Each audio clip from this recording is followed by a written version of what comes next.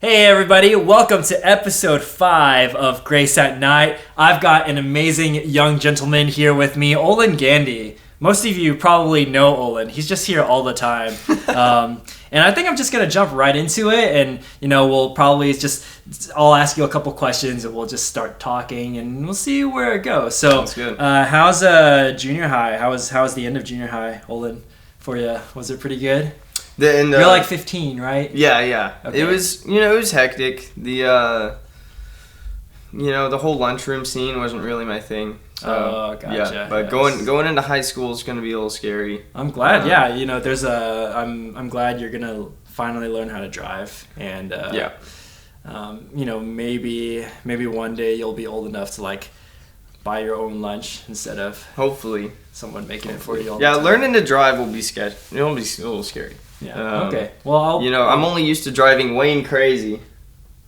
He's on the other side of the wall, and I'm hoping he heard that. So driving a car will be something new for me. Oh man! All kidding aside, you are an inspiration to so many of us. I mean, like what? So we're like 15 years apart or something like that, right? Okay. And so you're definitely in the generation after me, and I just find it amazing that you have such an incredible heart for Jesus. You have this energy that I can't fathom. Where do you get it? Where does it come from? I got a cup of coffee right here. Right? So this kid, about half of it. He comes into the office all the time with this like quite atrocious jar of like coffee and Dr. Pepper or whatever it is, and it's like this massive thing that it looks like a latte, but I know it's also half Dr. Pepper, and honestly, that's pretty gross, dude. you can't knock it till you try it. That's true. That's true. Yeah, I worked at a coffee shop for a while, and somebody mentioned a Cocacino, and that caught my attention. I was like, I want to find out what this is. So they made one, gave it a shot, and ended up really enjoying it. So I've just kind of toyed around with the ratios. What they made was espresso, Coke, heavy whipping cream, and vanilla. Okay, so it's kind of like a root beer float, except with coffee and Coke instead of root beer. Mm-hmm. All right, I can dig that, I suppose. That was pretty good. But I needed a DIY version, something I could do at home. Gotcha. So then I ended up shifting to Dr. Pepper, half and half, and mocha pot espresso. So not that's crazy. Okay. Yeah, that's what's in the jar. Nice. Well, other than your drink of choice, what fuels you? I'm just curious. Like, where do you find the energy and the time to really, be someone who just worships all the time? That's all I see you doing. I don't know. It's just my passion. That's what I love doing. Where I get the energy and time. I don't really spend energy and time doing too many other things. Being 20 and, I have quite a bit of time. I don't have a family to look after and all that. So I just wake up, do what I want to, really, and that's worship. So that's why I'm up here quite a bit. I think, well, the thing that's different though about you and me in my 20s, and I had plenty of time too, but it felt going to church and even like spending time in the prayer room was very structured. It was like a thing, right? But for you, it's very much a way of life. And I think that's something that we're all working towards. But for you, it's just like, this is just how I am. This is how you've interpreted what worship is. What maybe you're practicing your faith might look like. Right. And I just think that's really cool. Interesting. Yeah, this is probably the root of it. I had quite a bit of church hurt growing up. Super close. Super deep, just kind of backstab when I was little. And that threw me into a period of not wanting to be at church. I had no desire to be a part of like corporate worship. But I loved worshiping at home still. And I loved loving God. I just didn't like being at church with people loving God, if that makes sense. Interesting, okay. And so I think that really developed in me. And then once I got past that hurt and healed quite a bit. I love being around people now with ministry and stuff like that. And I love corporate worship. So I think now that I had that period of growing that up, and now that I've healed, the two come together, and I guess I have a different take on worship because of that. It's like bringing private into public, not so much just like okay, this is public worship, if that makes sense. I'm going to worship how I want to worship, even though it's a corporate setting. Right. You know, there are some limitations of I'm not gonna on a Sunday morning just start spinning in circles. But right, sure. But yeah. Yeah. So that's really cool. It's your expressiveness is different than what I would have been comfortable with growing up, as a young adult. And I find that very inspiring and just really cool. And that's kind of what's different about you. You're also like the most mature 20-year-old I've ever met in my entire life. I'm glad I come across that way. Yeah, so tell me a little bit more about you, what you love to do, where you grew up, anything you'd like to share. I was born in Opelika. I have no idea where that is. It's right outside of Auburn. Only people that have gone to Auburn will know. So War Eagle, if any. Oh, okay, like Auburn, like Auburn University. Auburn University, okay. Yeah. So and then moved here when I was 2. So I've lived in the same house since I was 2. Oh, okay, cool. Yeah. So this is where I'm from. Gotcha. Lived in the same room and everything. Right. So that's pretty fun. There's no cool origin story there. And are you going to school right now? Or No, not going to school. Okay. I tried going to school and it was just not a good fit for me. I would like to try it again at some point, but I don't know. During this season, what I'm passionate about, I'm super passionate about, and it's hard for me to do other things.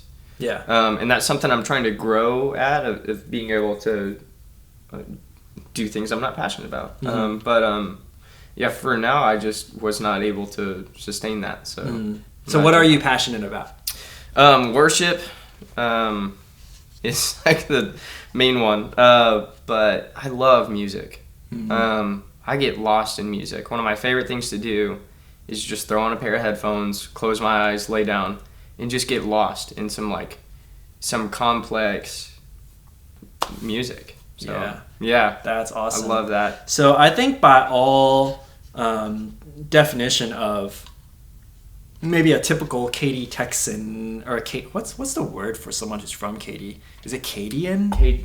Cadian? Like Houstonian, Katyite, Cadian, probably Cadian. I like Cadian. Yeah, I like Cadian too. Okay, so we'll go with Cadian. So sounds like some era.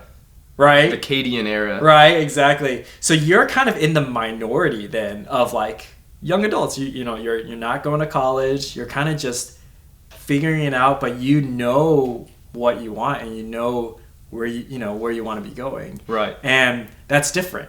That's really different. And I wonder, do you feel as a generation that's kind of the vibe of your generation? Because for me, it was much more there was really only, when you got out of high school, I went to Cinco Ranch High School, and you got out of high school, it was everyone went to college. It wasn't and if you didn't go to college, it was because of, some reason that most people wouldn't know. It's I didn't know trade school was a thing. I didn't know that, you could work right out of high school kind of thing. I thought the thing to do was to go to college and have that experience. Do you feel like you're missing out on anything?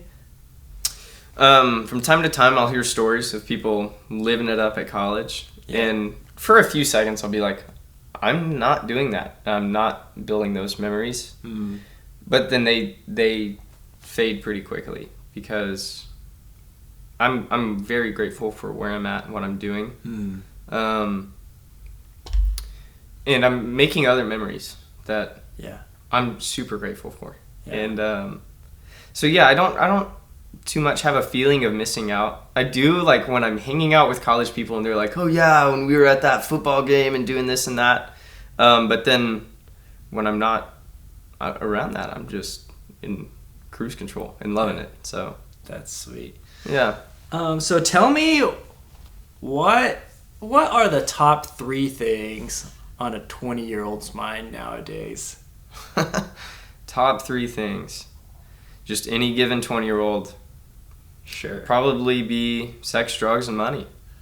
All right. Just like at its core. So let's talk about each of like those things. I really do think that's yeah. Uh-huh. Okay, so any particular perspective on that you'd like to share about any of those? Like what, from someone who's lived your life, what wisdom have you gleaned on sex, drugs, and money, or really anything else, that you feel like, oh, this is something I want to say? It's just also fleeting. And it's easy to hear that and go, oh, that doesn't apply to me. Even though they're the root of a lot of other things.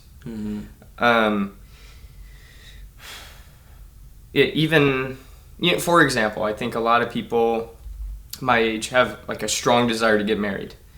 And even Christian people my age, and it's like Katy, I want Texas, to get right. It's like I want to get married, I want to have a house and do these things, and it's like, well, I think a lot of people my age that are trying to get married just aren't doing it for the right reason, and it's because I think sex is driving that, and that's probably a hot take, but I think it's one of the benefits of marriage, but it definitely isn't the focus, right. And so yeah, I think like through that lens, I think it's so easy to be fueled by these things and for them to be the root of other desires, and for us to just not notice that. But in the end, it's so fleeting, and you're not storing up treasures in heaven, with any of those. So, wow. Okay. Yep. Again, very deep words from a 20-year-old here. So. I just ramble and hope things stick. Oh yeah, absolutely. I mean, that's what this entire thing is. I've known you for maybe 2 years now. Does that sound about right? I think so. Yeah, I've been here about 2 years. So okay, yeah. We met at the wedding. At the wedding, yeah. Right. So we ran sound for and got some video for a wedding, and it was like super rainy, and I made Olen basically run sound out of a bathroom because that was the only place where we could set up without it, without, that was crazy. Getting rained on. That was I think that was 2 years ago though. That's wild. You had long hair back then. I did. So tell me about, like, who are you listening to nowadays other than worship music? Like, who are you listening to? Tame Impala. He's your guy. Yes, Tame Impala. This band Poliça. Between the two of them, Poliça. Oh, okay. Polica with a little funky mark on top of it. Yeah. But between the two of them, I don't really listen to anything else. Tell me what they sound like for those of you who don't know. Tame Impala is super synth heavy. So synthesizers are like the little keyboards that make funky sounds. But he just builds these insane melodic soundscapes that you can just get lost in. And I love that. I've never done drugs. But I don't see the need to when I can listen to that, and I feel like I'm going somewhere else sometimes when I'm listening to that. That's amazing. Love that. And then Poliça is one of my favorite bands because they have two drummers, a really good bassist that has some really cool melodic lines, and then just simple synth things. And the vocals are usually hard panned left and right. Interesting. And a lot of delay and reverb on them, and they're tuned quite a bit. Awesome. They just have a very unique sound, and in very complex rhythms because it's two drummers. Wow. Nothing like you have to sit there and think about it, but there's just a lot of depth to it, and it feels good. So yeah, cool. So, being someone who is very involved in the worship ministry here at Grace Fellowship, but also someone who loves music, what is your take on the traditional versus rock concert worship interesting argument? That's not argument, debate that's happening in the church world right now. So I grew up in a super traditional environment, and so there's a part of that I find cozy, and I have no hatred for it, which I think a lot of people find surprising because I'm super music tech and all that driven, but yeah, I think it has its place for sure, and it's a little weird to me to see that we're moving so far away from that, without taking important things from it. I think there's a lot that can be valued in the traditional space. More things have meaning. More things are thought through. Everything's intentional. I feel like we're losing some of that. But on the other side of the coin, I think tradition is another word for comfort. Interesting. And so if you're stuck doing something traditional because it's comforting to you, you have to look at what are the cons, what are the pros of that.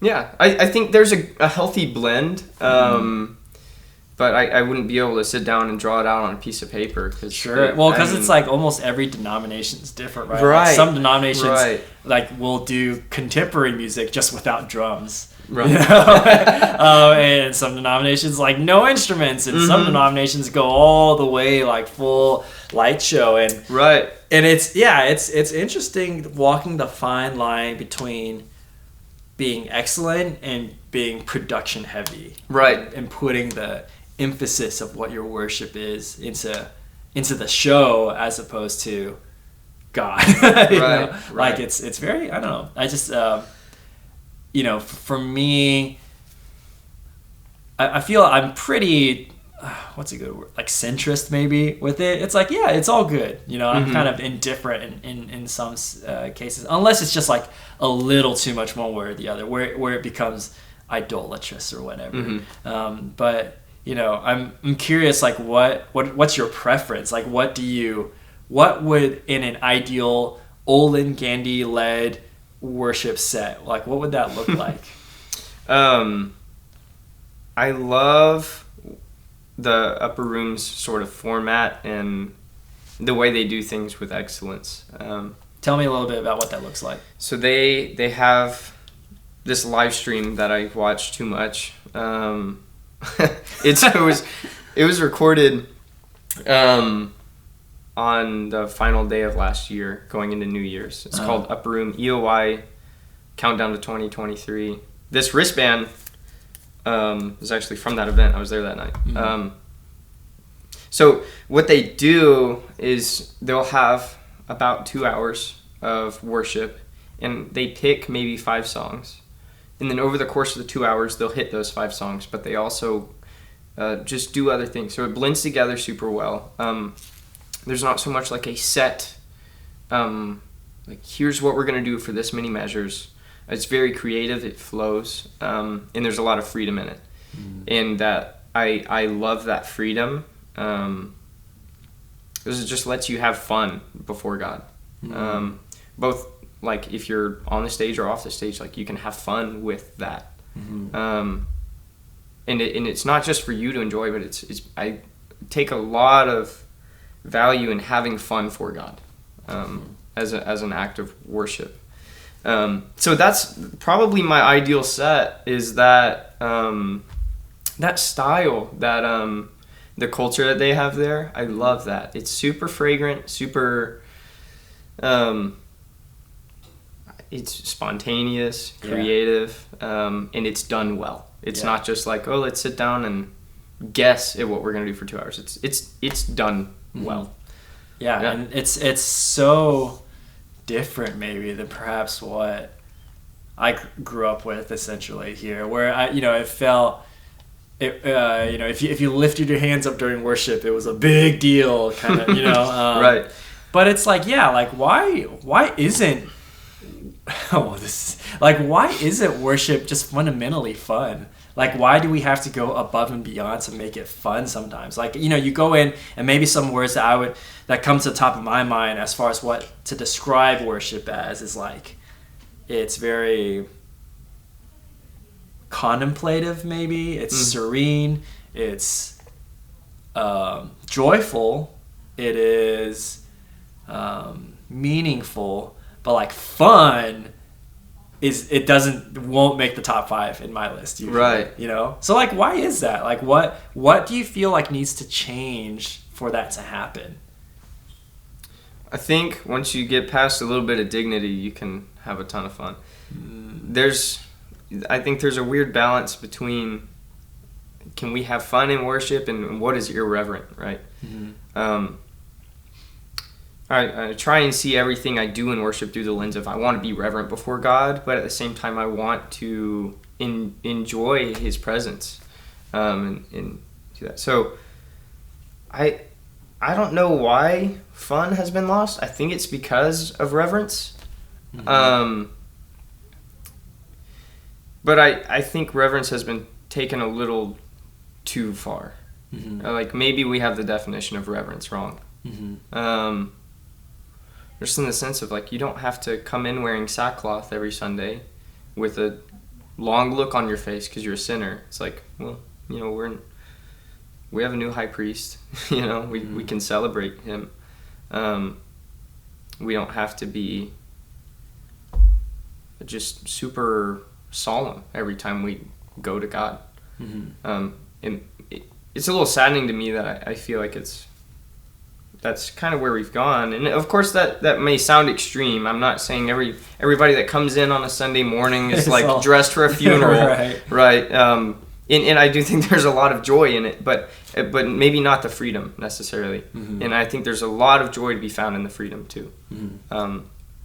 Just a freedom to worship Him with whatever. So. Yeah, and I think that's really great. Like you know, that would be a great response to someone who's like, no, you know, we can't have any of that in a church, right? Church is not the place for that.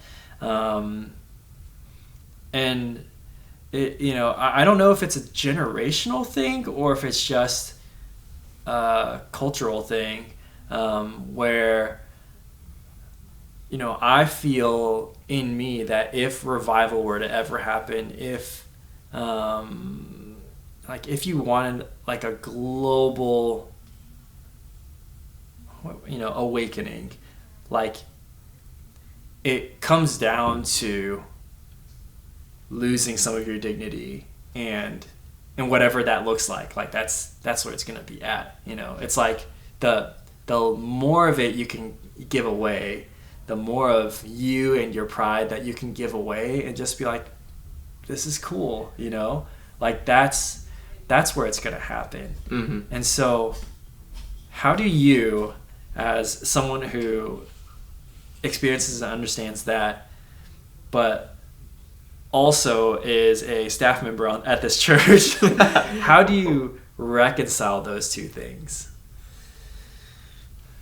Because you are, you know, you're a staff member at a church, right? And there's just a lot of stuff that you have to think about, and you know, relative to all of that, right? We have to think about how we are a part of the community. We have to think about all sorts of generations of people who come here. So just want to get your take. You know, you mentioned earlier you wouldn't be spinning circles around on Sunday morning, right? So what would it take to get everyone to be totally okay with you spinning, you know, circles on Sunday morning? I feel like that would be distracting. Yeah. And I don't want to distract anybody in worship. Right. And this is something I always struggle with writing the line of, is I want to be honest during worship, and I want to be pure, but at the same time, or pure with my like reaction to things. Like I don't, you know, if I'm feeling like I need to kneel, I want to kneel. But at the same time, on the other side of the coin, to some extent, that's not okay, because it would just, people would be like, what is going on here? Like, you're supposed, it's one of my responsibilities to play a song on the piano, you know. If I just abandon that responsibility, that's not okay. Right. I've always tried to learn, like, what's okay to do and not do, so you don't distract during worship. But I think it's okay to, like, go to smaller environments and be more free. If I were to, on like a Sunday morning, grab the mic and like tell everybody, okay, put your hands up, and spin around in circles because we're free in the Lord, that would be enforcing that. And I don't think like celebrating the Lord can be enforced. I think it should be inspired. And so if you take like one external person from a large group and you try and put your mindset on a large group of people, you're an outsider. That's going to be enforcing. If that's going to happen, you're going to be enforcing what you're saying on that group of people. Whereas if you're in a smaller group of people who are like-minded, and you do that, and then you bring people in one by one, you know, if you have 9 people in a room who are jumping around waving flags, and then one person enters in, they see like, hey, you can do that. Like, it's not okay to try and enforce celebrating God in that sense, to enforce sort of that free expression in worship, because that's just not going to fly. It's not going to be effective. It's not going to be pure. And then on the other side of the coin, you've got like inspiration instead of enforcement, where if you have 9 people worshiping freely in a room and you bring somebody in with them, they're going to see that and feel more free to do that. Less like, hey, you need to do this, but just like, hey, look, you can do this. And it's you see us and we find the value in it. So then they're more likely to jump in and understand it more from the experience, from experiencing it, and not just being told to do it, but like actually just being willing to participate in that. And I think that multiplies, right? Yeah. So I have 2 thoughts on this. First thought is, I feel like that is a microcosm of what just discipleship is. You know, it's like, you know, you can have like, all right, everyone, we're gonna study this together, and we're gonna do it this way, and we're gonna read these, you know, we're gonna read these verses, and we're gonna extract this knowledge from it, as opposed to like one-on-one invitation, right? And then the second thought I had was, do you feel like, you know, we have like night of worships and stuff, which are amazing and they're awesome, right? But even in that sense, it's like, hey, you've got 60 minutes to worship kind of freely. And I feel like even that to an extent is enforcement, because you're kind of containing it within a pretty small window. And church in general, maybe like you're containing your, so for someone, you know, for you, I'm where I'm trying to go with this is like, do you feel like the church of the future is something where this free, like for a church to survive in the future, is this freedom going to be necessary? Like, is it going to have to be a thing where you're going to have to feel like if you wake up at 2 a.m. and you're inspired, that you have a place to go, and that's what church is going to look like 10 years from now? Yes, totally. Really? Okay. I was kind of just I totally feel that way. Okay. It's like the goal for the prayer room is 24/7 worship, and I would love to hit that. So when we do wake up at 2 a.m. and be like, I just want to go worship. Like I would love to be able to go do that. I think looking at the church of the future, we have to look at the mindset of the people of the future, in sort of the philosophies they're adopting. And I think a lot of people in my generation are struggling to find their identity and to find their purpose. And that's why you end up with like TikTok, where everybody's doing the same thing over and over, and that's where they put their identity. You know, there's a dance everybody's doing, so I'm going to record the dance, and hopefully people will see me. And it breaks my heart, because that's not our purpose, and that's not our identity. And I think if there's no freedom in worship, then it's like, come and be a part of this thing that's already been set up. This is the system that's already been established. Come and whatever we have to offer, that's what you take, right? Whereas if it's what I love about the prayer room is that freedom, where you come and you worship God uniquely. There's a song that says, "No one else can love you like I love you, Lord. I was made unique in your heart. I was made to bring you joy." we're all made in different ways, so let's worship him in freedom, and like make the most of that uniqueness, if that makes sense. Because I do think it brings him joy, and it's like our purpose is our identity is in God. If you want to come paint like for God, come to the prayer room, bring your paints, come paint, come worship by painting. Your identity can be in painting for God, not in I paint in my closet and post pictures of this and nobody sees it, so my identity is like I can't find my identity, right? So anyways, I'm rambling a bit. I'm not the most eloquent speaker, but I would love to see more freedom brought into worship, so that way people can see more, hey, you can express yourself to God, because he's always listening. He always cares, and he values that, and it brings him joy. I would love for people to be able to find their identity and purpose in worship.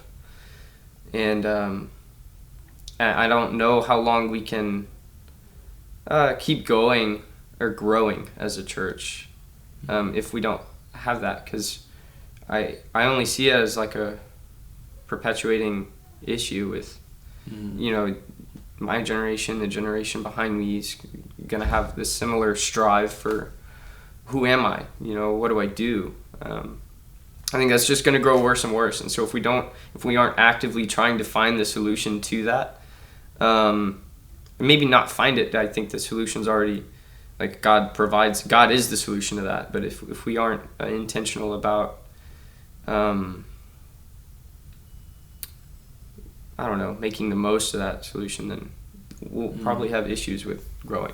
Like the general stereotype of church is a lot of people go to church and kind of become the same person. Like not really, right? But but in a sense there's some truth to that. And I think it's really interesting at your perspective. It's like we should go to church to be uniquely ourselves, and not try to, what's the word, like when you, not osmosis, that's not the right word, when you like when you want to become like everyone else, right? Which is a really interesting thought. Mm-hmm. I don't know if you can see how like profound that is. Mm-hmm. Where we're celebrating uniqueness, we're celebrating our differences, we're celebrating how God doesn't care about any of what we look like or who we are, or what it's like. It's just what can you bring to him. Mm-hmm. And even if all you can do is like you just stand there and be quiet, like that's beautiful, right? And if you want to be jumping around throwing paint everywhere, that's beautiful too, as long as you're not distracting anyone, right? Yeah. But like having a place that creates and allows for that freedom, not just in expression, but also in time, mm-hmm. in availability. Like that's, I don't know, that might be the church of the future, right? Mm-hmm. And by the future, I'm talking like next 3 to 5 years, maybe, right? Yeah, no telling. That's mind-boggling. Yeah. So I feel like church is a place where a lot of people come to receive, right? Which is great. But there's just so many programs. There's just so many things and classes you can take. And 100% of what you've said so far about what church of the future looks like, or what you desire as a 20-year-old, what you desire in a church is just freedom to give, mm-hmm. essentially. There is a conflict there. That is two completely opposing things, and frankly, like I feel like maybe then that means is the church out of touch, or is it y'all just are crazy and aren't worshiping correctly, or whatever. It could be either one, but I don't know. We had reformation of knowledge. Right, the Bible became it. They were able to put it into the hands of the common folk, and people were able to understand it.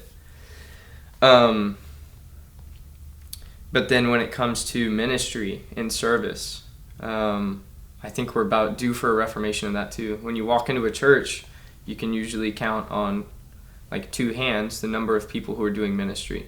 There's a lot of behind the scenes stuff that's, it's more than two hands worth of ministry. But if you're visiting a church and you walk in, you go, okay, there's somebody delivering the message, 2 people prayed, there are 7 people on the worship team. It's like, there you have it. Whereas, I think we're all called to ministry. Some people are called to vocational ministry, but I think we're all called to ministry.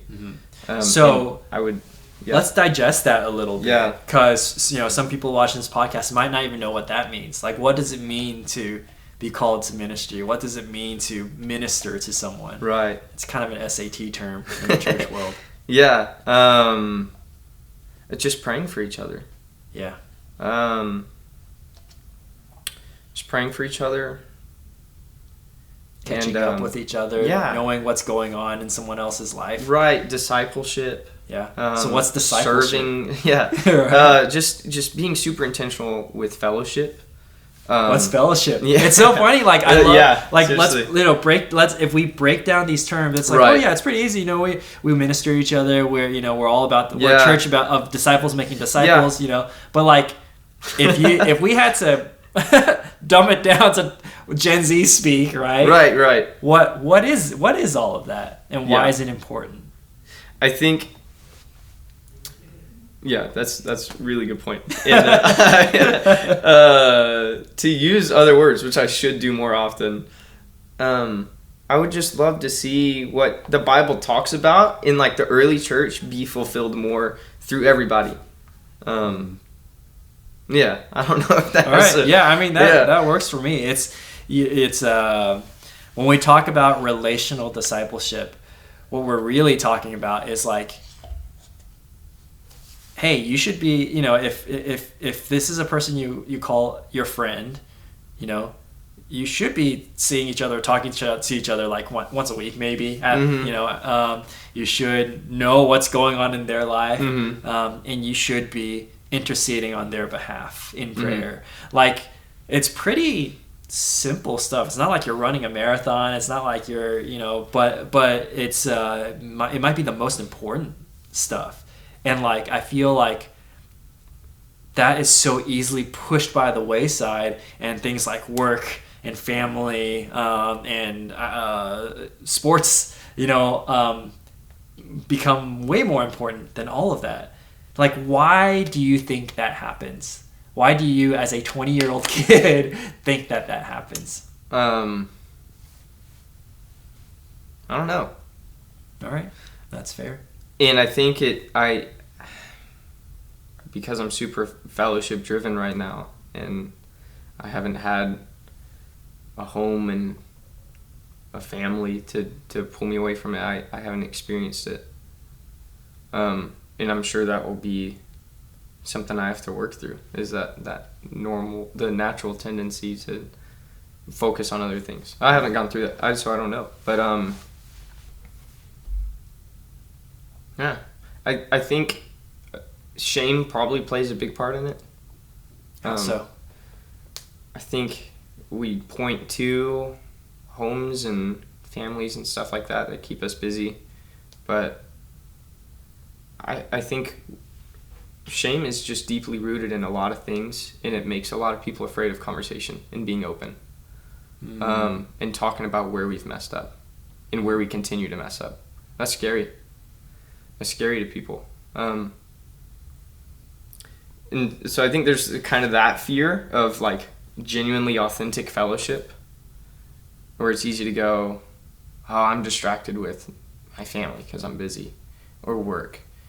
When I don't know if those are the excuses, or if it's the actual thing. But I don't know. I really am just kind of throwing things at a wall and seeing if some sticks. But I feel like that is probably a big part of that. I feel sometimes that like it's like if you screw up once, right? Then it's much easier to talk to someone about it. Maybe I don't know.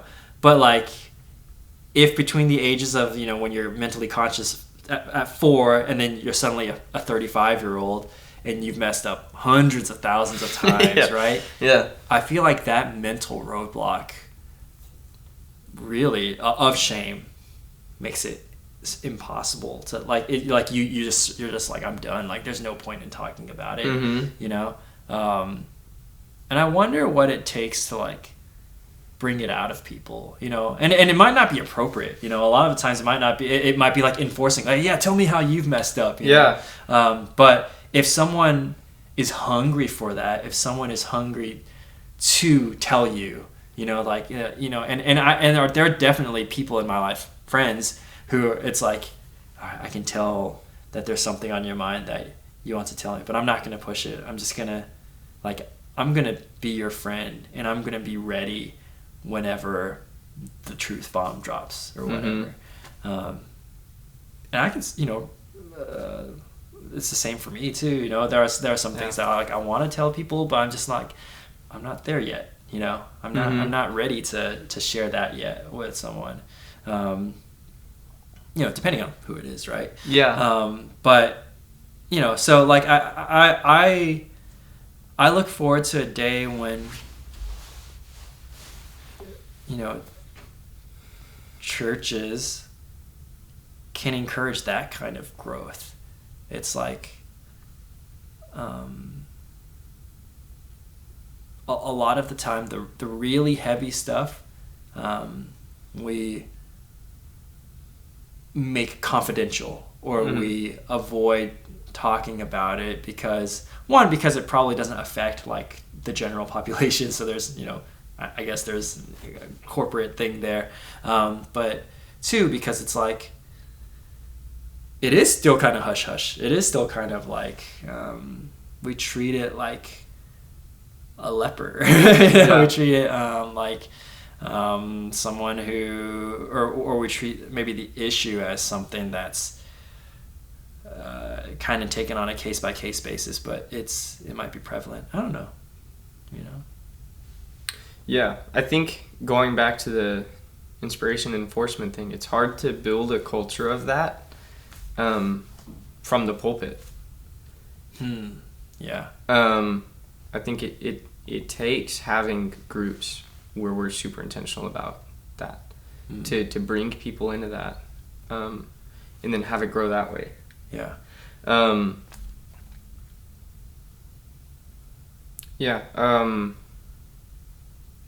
I really think I hate shame with a passion. I think it was the only reason I struggled with porn for all of my teenage years. Shame was what kept me quiet about it. I wanted to stop, like, so badly. And I fought it all the time, but shame kept me quiet. As soon as I opened up and had conversations with people, that I was able to effectively fight it. And eventually get my way out of that. Praise be to God alone. Like, I had nobody to thank but him he set up the people that were like asking me the questions where I finally opened up. But I hate shame because of that. I was a part of this group. We just started meeting once a week and talking about that. And it started off as 5 of us. And we'd just be super open about it and be like, here's how we're doing with that. How can we encourage each other? But we loved it so much, we invited more people to it, and it grew.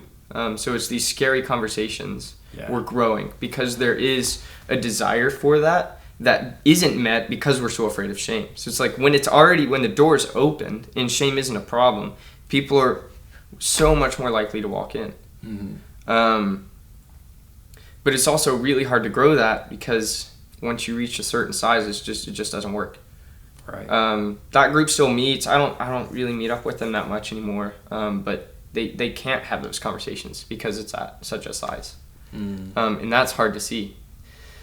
So growing it is hard. It's like it's like you find something and you're all over it, and then it's like it gets eaten up and it's pulled apart, and then it's not there anymore. Yeah. So I have no clue what it looks like to build a culture of that, but I have such a longing for it, that like I want to have whatever conversations need to be had, right, to figure out how to grow that, because it's so important, and like I just so directly see the importance of it. Yeah, it's like it's a different kind of growth. It's not like growing this one thing to be as big as possible, but it's growing many little things, you know. And like, you know, and that's kind of what discipleship too is, right? Like you get to a point where it's like, all right, there's too many people. Like I can't have that many relationships in my life, because then I don't care about any of y'all for real, you know. And it's you know, I think of like pastors and how difficult their job must be. Like I think of Jim, where it's like, you know, you have thousands of people who look up to you, who want you to be their pastor, but like you can't have the bandwidth to know each one of them intimately. Right. You know, you have to have some sort of boundary, or else you just won't care about any one of them, you know. Jesus had 12. Jesus had 12. That's probably the best number that we could have, right? Like, all right, I got 12. All right, it's like the MySpace thing, right? Your top 12. Yeah. But yeah, I mean, it comes down to that, you know, like, yeah. I mean, I struggled with porn for a really long time, and the way, you know, and it's one of those things where it's like, it doesn't just magically go away. Yeah. You know? It's not something that. You know, I mean, yes, and for some people it is like, you know, you get saved from it, but you know, there's temptation and there's what you do with it, and what you do with it, I think that's where discipleship really happens. That's where you go to someone who's like someone you love and who loves you, and you gotta say, hey, I'm fighting something, and I would. You know, I know you care for me, and you care for my soul, and I want you to check in on me on this. Like it takes guts to you know, take that step, but then once you do, it's like duh, like, you know, why hasn't this happened before, right? Yes. And the investment has like a few returns, where not just it's easier to, or you end up fighting those things more effectively, but also you build some awesome relationships. Yeah. And like my closeness with the people I fought through that with is like, it's unmatched with other relationships, just because it's so much more personal, and you know each other, and you have this understanding too of like, you appreciate me, even though you've seen all this junk. You know, there isn't that fear of like, well, if they find this out about me, right, you know, will they really value me and respect me? It's like, no, you've seen it all, right? You're still my friend. You know, you were there for the very first Grace at Night, and I mentioned, you know, a friend of mine who, you know, he took his own life, and part of the reasoning for that was because he was hiding something, and he hid it for a really long time, and I'll never forget, like, one of the first conversations that I had.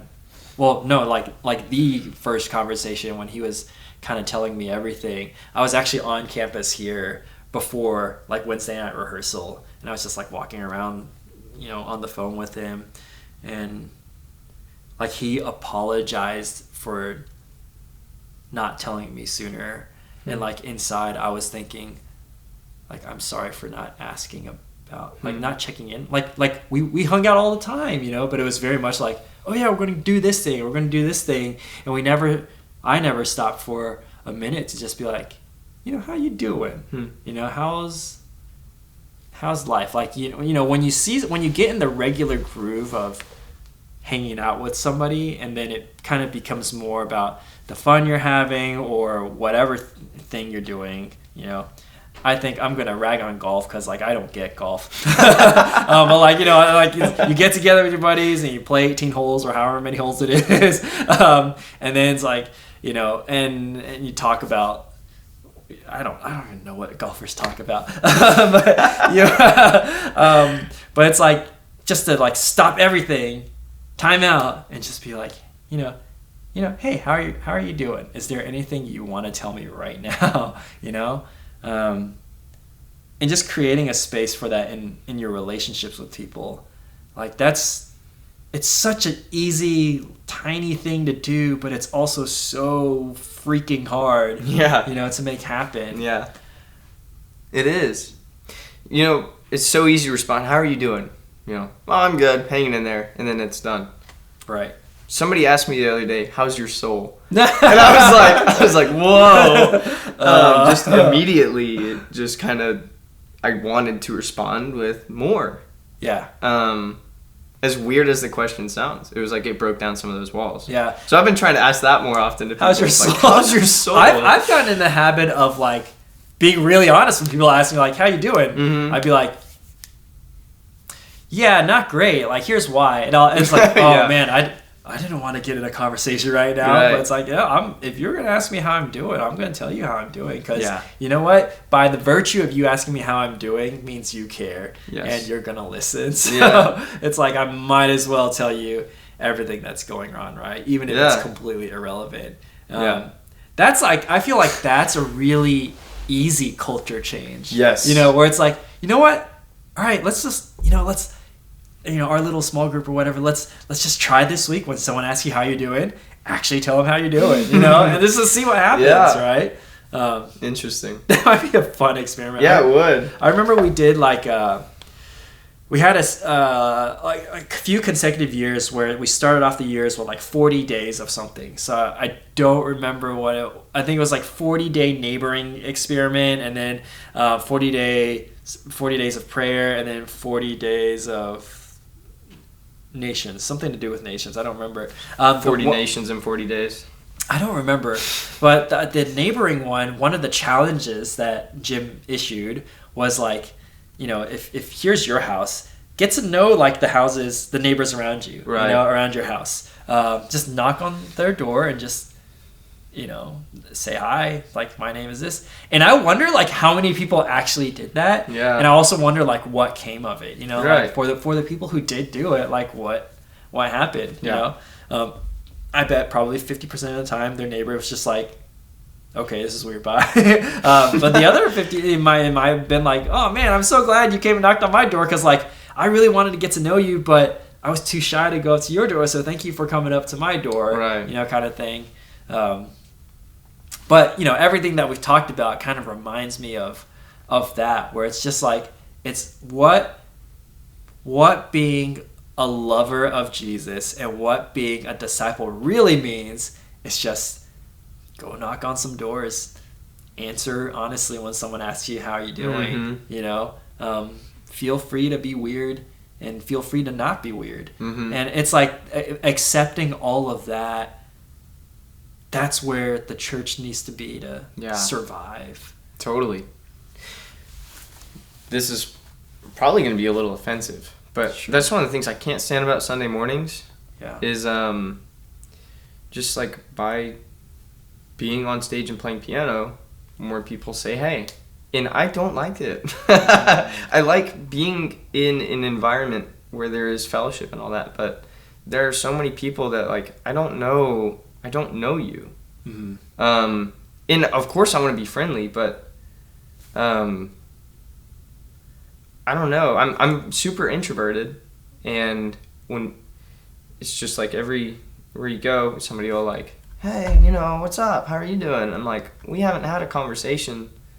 I don't really feel like I can answer that. So I just go, good, and you? And it's like, and then it doesn't go beyond that. Right. I want to have more deeper connections, but it's hard to make those roots when it's so, and I'm making my coffee, and right. Let me it's give very you a professional fleeting. handshake. Yes, so fleeting. Yeah. And it makes me uncomfortable. I'm not saying I don't want people to come up and say hey to me, but like I would love to have more 15-minute conversations in less 5-second interactions. Yeah. You know what I mean? I almost feel like there's the way that maybe a lot of like modern day churches are laid out has to kind of cater to that. Not the 15-minute, it has to cater to the because like all right, we got 10 minutes to switch services, or get ready for the next service. We've got to, make fresh coffee. We've got to get people in and out kind of thing. Yeah. And so that speaks to this idea of this freedom of time, maybe, that you so deeply desire, where it's like, you know what? Like, church doesn't just happen on Sunday mornings. It could happen anytime during the week. And it's not like you have to come every day of the week, right? But like, how cool would it be if 24/7, 7 days that's what I'm saying. If 24/7, 24 hours, 7 days a week, anyone can come to church at any time Mm-hmm. and minister and be ministered to. Yes. Like if the coffee bar were open, not just the prayer room was 24/7, but one of the struggles with Katy, Texas is how many Whataburger, Denny's, it's pretty much it, right? As far as 24 hours establishments, like if you're looking for people who are like, those are your options. Like how cool would it be if Grace Fellowship was a place where you could go like 24/7, like it was open for anyone to come at any time. And there are definitely logistical things to consider, like security and bathrooms or whatever. Yeah. But like that might be the church of the future, where it's like it's not as big of a place, mm-hmm. but it is definitely more accessible mm-hmm. of a place. Definitely. Come when you want. Yeah, not just come as you are, but come when you want. Yeah. Come as you are, when you are. When you are, yeah. Yeah, I would absolutely love to see that. And it's just, especially people my age in this area, need a place to gather. Tell me more about that. It's hard to find people my age, unless you go to some coffee shop and like look behind the counter. But it can be hard because a lot of people have gone to college. And a lot of people that are in college are further downtown. So you end up with this like funky mix of people here in Katy my age, where a lot of people feel left behind, I think. And it's hard to find the other people our age, so you're just super lonely. Mm-hmm. So why do you stay because you could find a church at places where there are more people your age, so why do you stay here? I hope to bring it here. Okay. I'm not just here like on a mission. I absolutely love Grace. Yeah. I love the people on staff here, their hearts for God. Just the culture of worship and prayer that is here already, I think is healthy, and I love it. So I'm not just saying I'm here to pour out, but like I love being poured into here. But yeah, I stick around because I do have hope that we can become like a gathering place for people my age. Yeah, just I don't know. I hope my generation can be super comfy here. So yeah, that's so interesting because growing up, I never considered once coming to church just to hang out on campus like you do all the time. Yeah, that's all I do. I only come to church if something was happening, and, like Sunday mornings or RPM or some other event. Like I only came if I knew, because I assumed that's like, oh, this is the only time the church is open, and so we're only allowed to come at this time. But like here, we've got this giant porch. Anyone's welcome to come hang out. There's lights on at night on the porch, so it's like you could if you wanted to. I don't know. It's a challenge, but it's like I feel like we're taking the right steps towards having a place where you can just be, and be in the presence of the Lord, but also, be yourself and be with other people. And it might just take, more people like Olen Gandy to come and hang out and make it a regular thing, like a normal thing where it's like this. Oh, okay, this is actually how things are. It's not just they're not just here just to make it feel that way, Yeah. That's what I love about Upper Room too. Aside from just their worship culture, well, I think it's part of their worship culture. You tune into their live stream on any Monday at 4 p.m. and there are 60 people my age there. drinking coffee and working on schoolwork, or talking. And people super cool. go into our prayer room to do that too. Yeah, like people totally. bring their schoolwork or whatever they're working on. I think if more people my age found out about it, we'd have more people in there. Okay, so let's make it happen. Yeah, that is the thing. Yeah. What any other like final thoughts that you want to leave me to ponder about? We need more on-air signs. No, definitely. Maybe one in the closet. Yeah, for those of you who don't know, we're actually in Olen and I's office right now. We share it with like 5 other people.